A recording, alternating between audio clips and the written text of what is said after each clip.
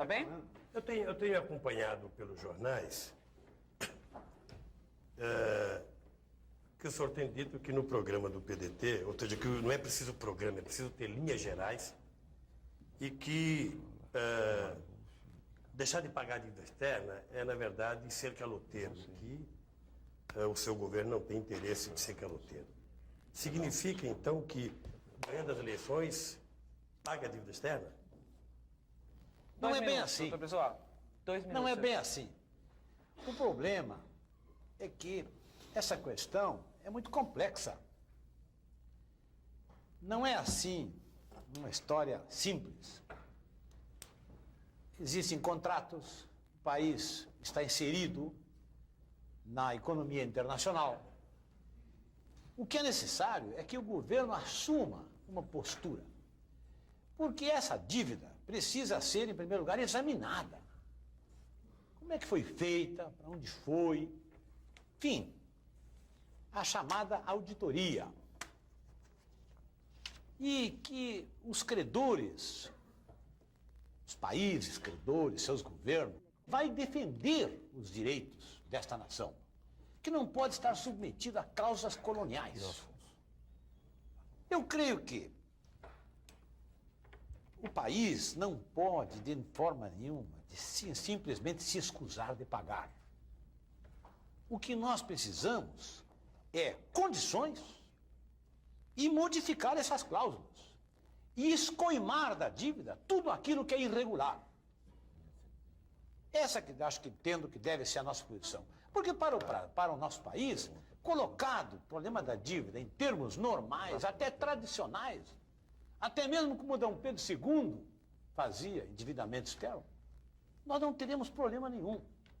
Por quê? O que essencialmente necessita o nosso país, e tem o direito até de exigir desses outros países, é que ensejem ao Brasil uma saída desse impasse, a fim de que possamos colocá-lo de lado e o Brasil possa voltar ao comércio internacional, a importar, a exportar, a promover o seu desenvolvimento, voltar a crescer. Essencialmente, é essa a nossa posição, apontando para os juros, que é onde está toda a felonia, Doutor onde Brizola, está a usura internacional. seus 2 minutos já foram. Quer réplica? Não é porque eu não acredito, e a Frente Brasil Popular não acredita, que seja possível compatibilizar qualquer política de desenvolvimento, nesse instante da nossa política econômica, com desenvolvimento. Ou seja, eu tenho viajado, e aqui vários candidatos viajaram, e nós temos constatado, inclusive na própria Europa e nos Estados Unidos, que existe uma preocupação muito grande com relação à dívida externa brasileira, porque eles sabem que estão exigindo que essa galinha de ovos de ouro bote 2 ovos por dia, ou estão tentando matá-la para ver se ela é toda de ouro, quando na verdade eles estão começando a ficar preocupados com se pode acontecer no Brasil o que aconteceu em Caracas, se pode acontecer no Brasil o que aconteceu na Argentina, os saques na Argentina, em função da miséria que a sociedade está sendo tomada. Por isso que nós entendemos que é incompatível qualquer política de desenvolvimento sem um acerto da dívida externa. Doutor Brizola, 1 minuto. Perfeito. Agora começamos a nos aproximar. Veja o seguinte, eu quero lhe agradecer a pergunta, que ela é muito pertinente. Isso aí está realmente no centro das preocupações desse país. Embora eu considere que muito pior que a dívida é a cumplicidade, que ainda está viva nesse país, que gerou a dívida, que precisa ser saneada também para que esse país tenha um destino. Agora, é natural que um governo responsável, que assuma os destinos desse país, ao chegar lá, tem que parar com tudo isso. Inclusive para poder examinar essa situação. E nós temos que ganhar também o que eu costumo dizer, a opinião pública internacional. Porque existe muita gente de mente sã por este mundo que, à medida que conheçam o que fizeram com o nosso país, vão nos dar razão. Tem que parar tudo isso para examinar. Isso sim, eu estou plenamente de acordo. Um governo responsável, um governo que se preze, um governo que ascenda credenciado pela população, terá que parar tudo isso para chegar a termos aceitáveis, admissíveis. Não isto que aí está. Isto que aí está são cláusulas coloniais incompatíveis, não só com as nossas possibilidades, mas com a nossa própria dignidade. Quando a senhora estava falando sobre as riquezas do Brasil e como isso não é colocado em prol da população, o pessoal começou ali a falar do Darcy Ribeiro, e o Matheus Silva, que é um amigo nosso de Volta Redonda, do Rio de Janeiro, perguntou.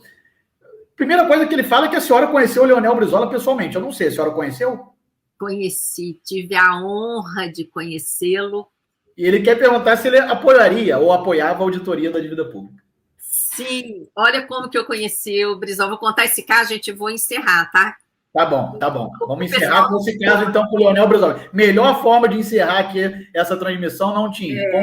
Com esse caso, como se conheceram, com o Leonel Brizola. Logo no início da luta da Auditoria Cidadã da Dívida, no ano de 2001, foi 2001 ou foi 2002? Deixa eu me lembrar. Foi 2002.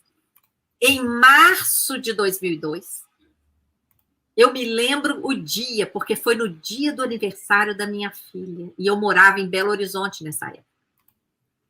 O deputado Sérgio Miranda, que era do PCdoB, um deputado brilhante, matemático, acompanhava esses cálculos, um estudioso, um deputado seríssimo de Minas Gerais.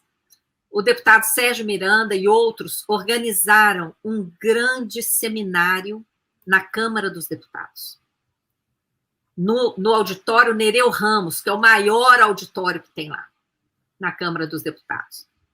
Eles mesmos arregimentaram vários deputados para participar, deputados na mesa palestrando, e alguns professores, professor Décio Garcia Munhoz, como palestrante, etc.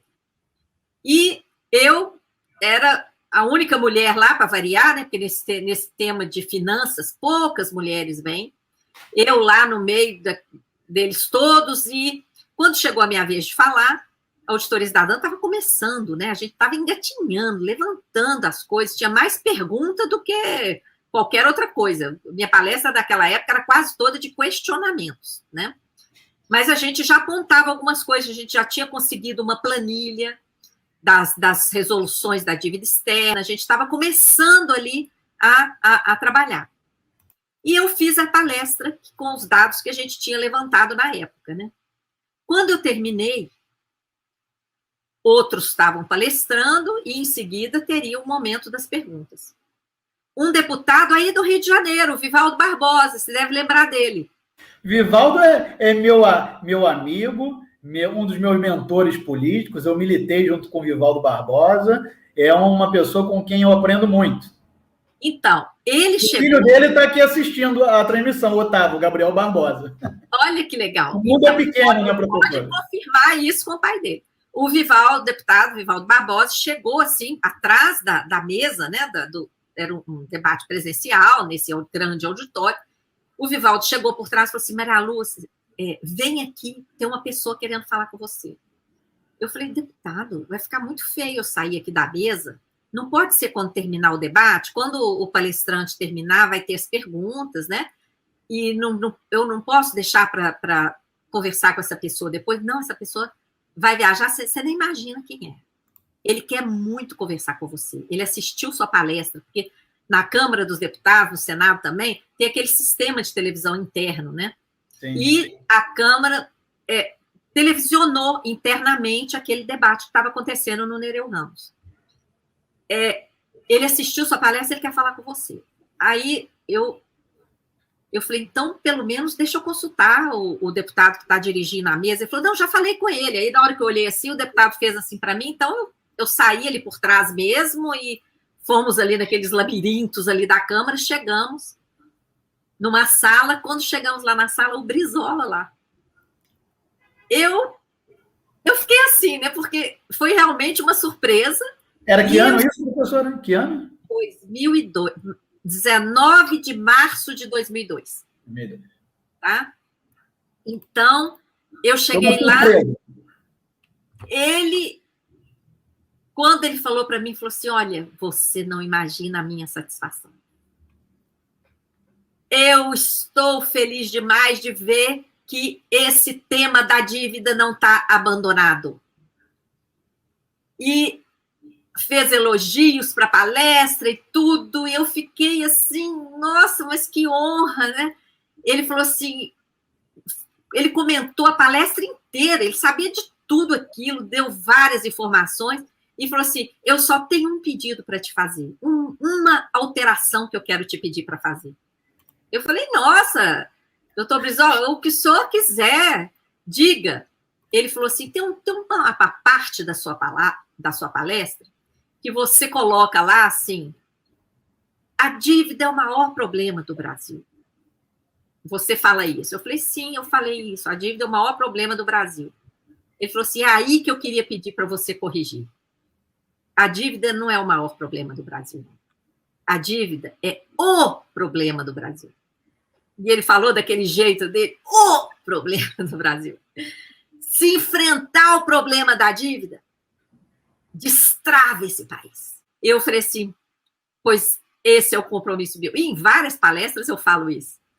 Que sai às vezes, né? A dívida, gente, olha aqui o maior problema. Não, em homenagem ao Brizola, a dívida é o problema do Brasil. Eu faço isso, se vocês olharem meus vídeos, aí vocês vão ver em várias palestras isso.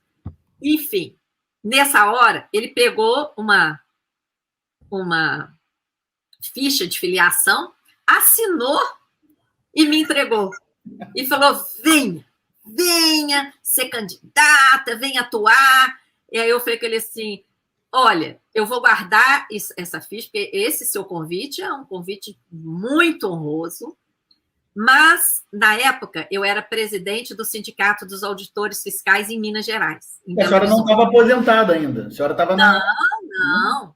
Eu estava atuando no sindicato e um dos meus compromissos de campanha era independência em relação a governos, a partidos e tudo mais. Eu falei, olha, eu não vou me filiar por esse meu compromisso com